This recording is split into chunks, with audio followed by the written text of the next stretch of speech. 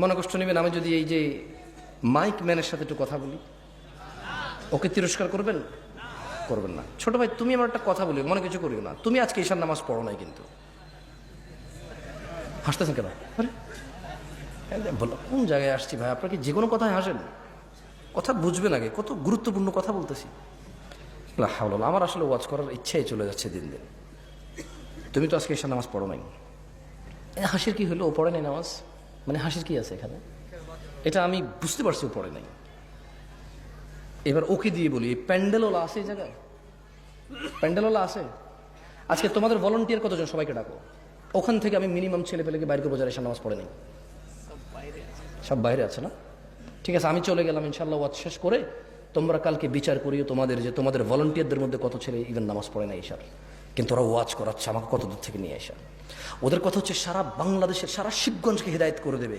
তাহলে কোনো মানুষ খারাপ করবে না, সব খারাপ আমাদের। কারণ হুজুর নিয়ে আসছে দূর থেকে, সব মানুষের হিদায়ত করে দেবে, কেউ আর অন্যায় করবে না। তাহলে একমাত্র অন্যায় করার বাকি কে থাকে? আমরা আমরা আয়োজন করে হুজুর নিয়ে এসে সবাইকে ফু দিয়ে হেদায়ত করে দেব। ফু দিয়ে হেদায়ত হয় না, ফু দিলে হেদায়ত হয়?